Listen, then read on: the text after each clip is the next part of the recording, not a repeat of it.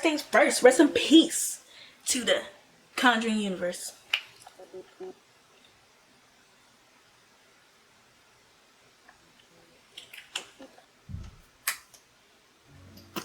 Yes.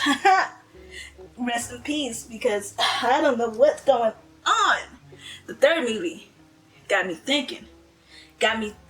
Should the Conjuring universe still continue when you have to fill in plot holes with a completely fabricated story because the real case wasn't interesting enough to make a whole movie for?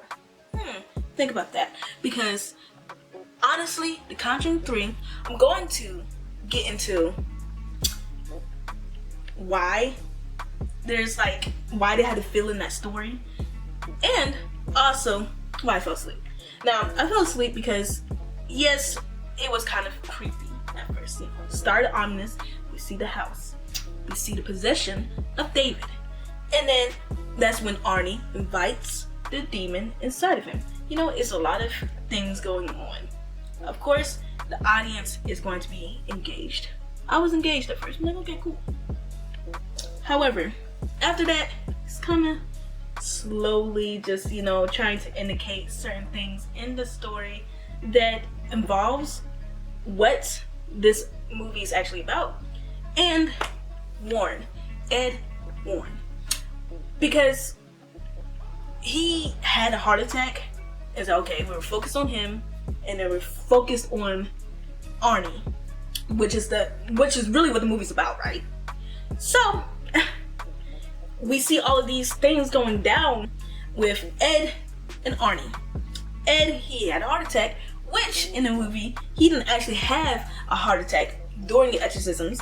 He actually had the heart attack early on, a year before they even started doing the exorcisms. Hey, I had to do my research because this movie went completely left to the point where I was like, what's going on here? But with stories, they have to fill in the gaps. So with movies, and because at the end of the day, it's entertainment. The Conjuring universe is entertainment. Annabelle, entertainment. All that stuff, come on now. Like, all that stuff happened. Somehow, Annabelle just has to peek her way in. She peeked her way in. The third movie, she didn't have to be there. That didn't actually happen. The part with the lawyer, where she saw Annabelle, that didn't happen. Yes, they introduced Annabelle because the lawyer was skeptical that, he claimed demonic possession. And they showed her Annabelle. Oh my gosh, it really is true. Demonic possession really could be real. Come on. Why did Annabelle have to be in there? Why? Because she's part of the Conjuring universe. Just like how we see the nun, just like out of like some movies, she somehow showed up in the second Conjuring. Like, why is she in here? She has nothing to do with it. Enfield, poltergeist, nothing to do with it. But somehow the nun is right there. Why? Because the universe, just like Marvel has, just like the Marvel universe, they cross over. So this is what they're doing. And the first Conjuring, I'm gonna say, first Conjuring, I loved it. Second Conjuring, meh. Third Conjuring, why? So it's just like, you see why. The first Conjuring is a classic haunted house film. Awesome. The iconic.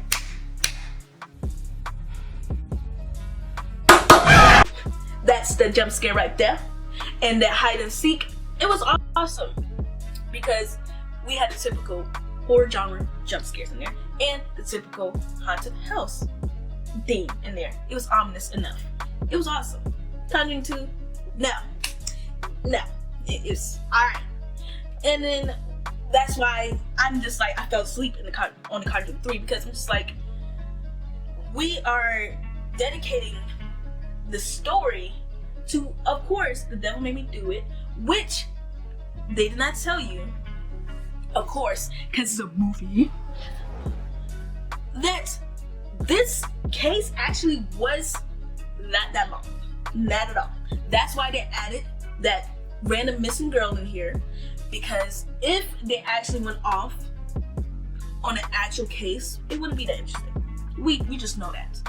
And when they went and they did the case, the judge completely threw out the window. Demonic possession? No. Nada. We're not gonna do that. It didn't take that long for him to be found guilty. So it was actually reasonably short. not that long. The whole documentation between Ed and Lorraine was pretty, of course, long, and that's where they kind of like derived from. But they went with the story with Ed having a heart attack, that random missing girl that's completely fabricated, and also the occult. There's no totems. There was no, like the actual boy, he did experience the, the feeling of, someone watching him when he was in a room. But of course, that in the waterbed, like you see the face in the waterbed. Yeah, that was not real. But of course, we have to take these movies with a grain of salt. We have to be like, okay, it's inspired. It's inspired. That's what it is based on true events. Inspired. And I cannot be completely mad, but it's just the fact that this universe, it's just like I'm tired of seeing Annabelle, and I am tired of seeing The Nun. And some way they work themselves, their faces keep popping up into the films, and I understand it's what's going to happen. But yeah, with the whole investigation though, the whole possession, and then Arnie killing the owner, which his real name was not Bruno, which is in the movie. His real name was Alan Bono, but they changed the name because I'm thinking out of respect for the victim. And and actually some missing people were in there, like Arnie's cousin and sisters were actually in there, but it was going to be too many people in there, so they took that out because Bruno didn't actually grab Debbie, he grabbed Mary, which was a younger girl. And you think about it, you're like, I don't know what his intentions were, but hey, maybe Arnie did really do that with self-defense, because Bruno was drunk, as you see in the movie, and don't be grabbing a one to this little girl and you won't let go. That's a no-no. You're a grown man. Don't do that. But yeah, the actual, killer, Arnie, he didn't have no recollection. So he didn't claim demon possession, he just didn't have no recollection, so maybe he just snapped. You rationally thinking, maybe he snapped because he grabbed onto a little girl. Maybe. Or he just, really was possessed, because they did claim that, like, something was going on with him, he was acting weird, because he did taunt the demons in real life, the demon in real life. So in the movie, same thing we saw. And then it goes to, the whole occult thing in the movie. It's going to be real easy explaining this movie, because just seeing the timeline and then that fabrication of the movie with the girl, and then it's going more into depth of Lorraine's psychic abilities. Cool. And also, just her just looking at these visions.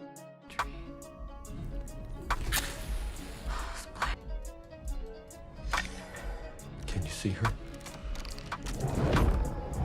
And it's like, oh, this is really gonna happen. And that occult lady that they see in a vision, because when they found this fabricated missing girl, she got the vision, she held onto the girl's hand, they broke inside of a hospital, to go, because Lorraine found the body and everything.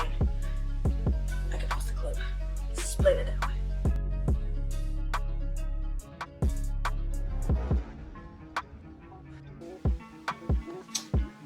Yeah, so they found the body, and then this zombie looking beast comes, out of nowhere and looks at Ed and just start charging at him, and that thing was funny.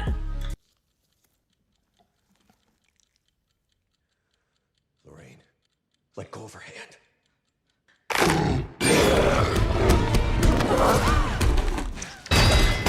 So basically, that is what happened with them.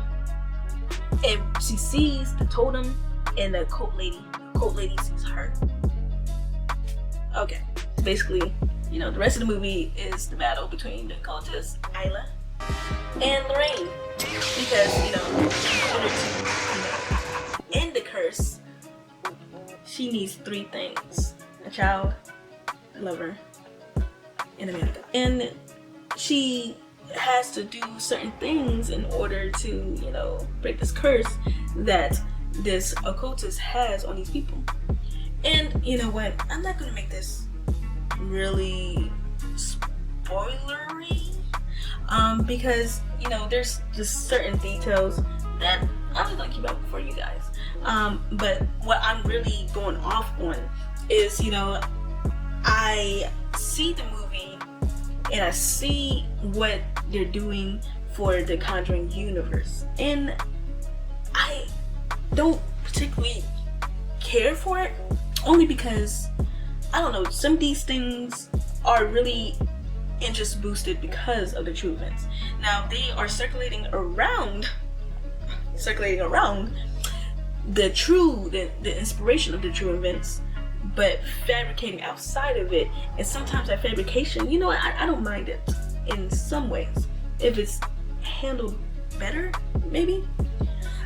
But when the outside is fabricated, because of course, you know, we see that the outside is fabricated. However, we just have to kind of like link up this type of story that they're trying to portray. And we see these antagonists and protagonists.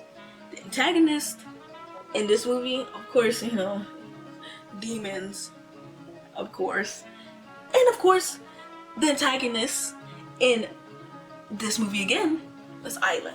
And we are introduced to her because, you know, she's the priest's daughter. Of course, he leaves out certain details as to, you know, just, you know, not big details as to how she's like a Satanist and a occultist. And we have a new antagonist. And we're probably going to see her somewhere, maybe with the nun and Annabelle, and they're all going to be buddy-buddies. Like, you know, the new antagonist. And it's going to go from there. And can I say that I really want for the Conjuring universe to go on?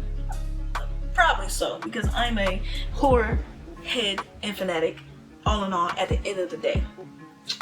It's just, when I look at inspired type of movies, true inspired type of movies, I kind of expect a little bit more. And to be, you know, executed better.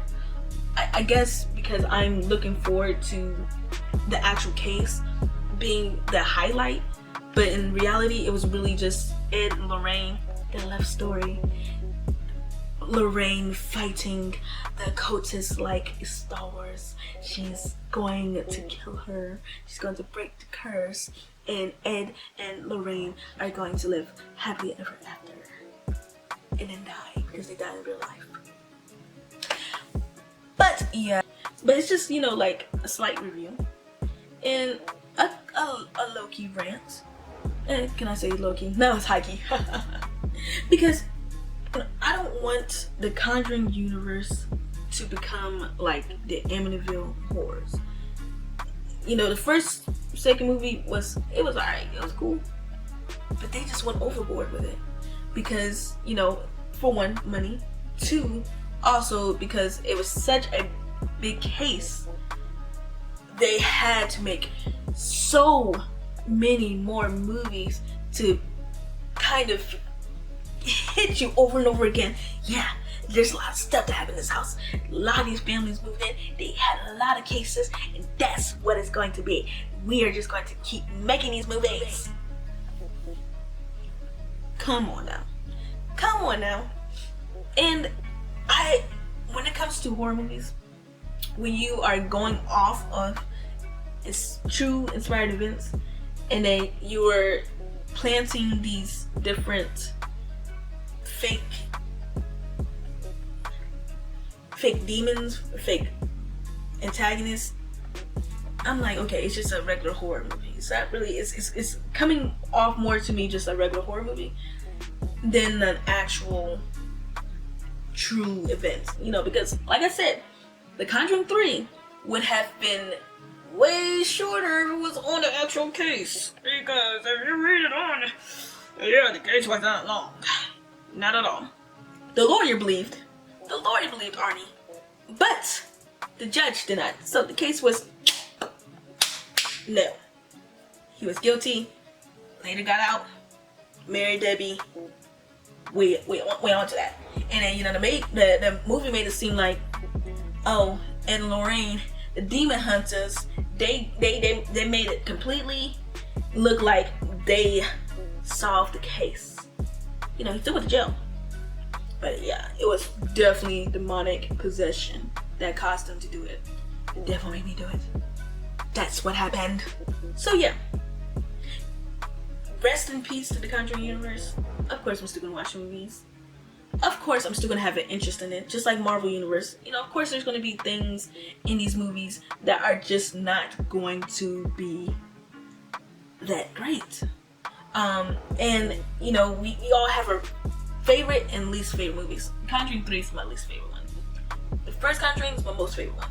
And then Annabelle is aight. The Nun is aight. And it's just like some things just need to come to an end. But people, you know, some fans are like, no, let's do this. Let's do it. Let's go. Let's see more movies. And I'm just like, I don't see, you know, the story really being as strong if you keep making more and more and more and more and more movies.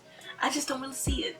And, you know, like, is it really going to, you know, affect me that way? I'm still going to see because I'm an original fan. However, I'm a story person. I love stories. I'm going to look at the stories and I'm going to analyze the stories. And oh my gosh, no, don't keep making more and more and more and more. And the Conjuring, stop it. Yeah, I was really mainly going off on the true events and the fabrication because I was so, you know, bored with this movie in a way. Yeah, it had a creep factor. That's only because of, you know, certain parts with the possession and also the scene where he killed the landlord. That was kind of creepy. The cult, kind of creepy. That big body bitch, that was kind of creepy.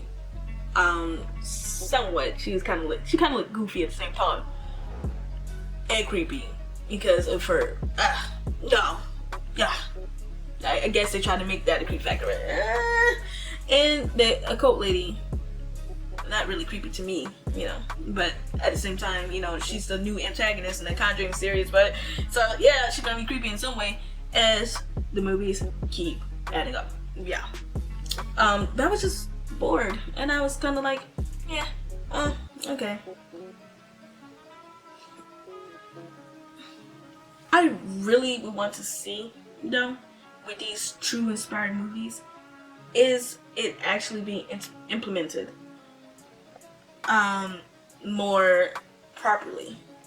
And I'm like, I know Ed and Lorraine have so many, you know, documentations of their experiences, and of course they're going off the most popular ones. I'm like, there's some other people who have ghost stories, some people who actually had maybe better experiences than Ed and Lorraine that we can actually make a whole movie on, and it would be lit. Seriously, I listen to horror podcasts and I listen to some of these true stories, and they are way better than some of these stories I've heard from just the Ed and Lorraine cases. But just because they are now the, you know, like they were famous then and famous now with these movies. Okay. But listen to some horror podcasts, horror people, and let's make movies out of that. Come on.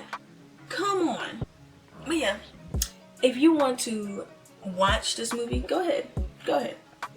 I give this movie, I give this movie a C.